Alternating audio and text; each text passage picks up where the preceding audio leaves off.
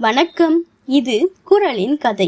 சின்ன சின்ன கதைகள், பெரிய பெரிய உணர்வுகள். இக்கதையில் வரும் பெயர் அனைத்தும் கற்பனையே. கதையின் தலைப்பு: ஒளியாக மாறிய கனவு. காலை 5 மணி. பசுமையான வயல்வெளிகள், தென்னை மரங்கள், ஓடும் நதி மற்றும் அமைதியான சூழல். மண் வாசனை, கோழி கூவும் சத்தம். ஒரு அழகிய கிராமம். அந்த வீட்டின் முன்பு ஒரு சிறுமி புத்தகத்துடன் அமர்ந்திருந்தாள். அவள் பெயர் அகிலா. அகிலாவுக்கு ஒரு பெரிய கனவு, தான் படித்து பெரியாள் ஆகணும். ஆனால் அவளுடைய வாழ்க்கை எளிதாக இல்லை.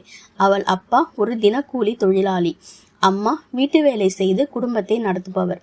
பணம் இல்லை, பல நேரம் உணவு சரியாக கிடைக்காது. ஒரு நாள் அவள் அப்பா சொன்னார், அகிலா, இனிமேல் பள்ளிக்கு போகாத, வீட்டுக்கு உதவியா இரு. அந்த வார்த்தை அவளுடைய மனதை உடைத்தது. ஆனால் அவள் அமைதியாக இல்லை. அடுத்த நாள் அவள் பள்ளிக்கு சென்று தனது ஆசிரியரிடம் அழுது பேசினார். மிஸ், எனக்கு படிக்கணும், அதுதான் என் வாழ்க்கை. அந்த ஆசிரியர் ஒரு முடிவு எடுத்தார். அகிலாவுக்கு புத்தகங்களை வாங்கி தந்தார். பள்ளியில் இலவசமாக படிக்க ஏற்பாடு செய்தார். அவள் வீட்டுக்கு சென்று பெற்றோர்களுக்கு புரிய வைத்தார். காலம் கடந்தது. அகிலா பகல் இரவாக உழைத்தாள். மின்சார இல்லாத இரவுகளில் ஒரு சிறிய விளக்கின் வெளிச்சத்தில் படித்தார். பலர் அவளை கேலி செய்தார்கள். பெண்ணுக்கு இவ்வளவு படிப்பு தேவையா? ஆனா அவள் ஒருபோதும் நின்றிடவில்லை. ஆண்டுகள் கழிந்தது. அதே கிராமத்தில் ஒரு பெரிய கூட்டம் நடந்தது. மேடையில் ஒரு பெண் உரையாற்றி கொண்டிருந்தாள். அவள் யார் தெரியுமா? அதே அகிலா, இப்பொழுது ஒரு மாவட்ட ஆட்சியர். அவள் சொன்ன வார்த்தைகள் எல்லோரையும் அமைதியாக்கியது.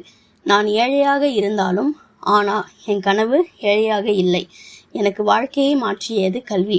அவள் தன் பெற்றோர்களை மேடைக்கு அழைத்தாள். அப்பாவின் கண்களில் கண்ணீர், அம்மாவின் முகத்தில் பெருமை. செல்வம் இழந்தால் மீண்டும் கிடைக்கும், ஆனால் கல்வி கிடைத்தால் வாழ்க்கையே மாறும்.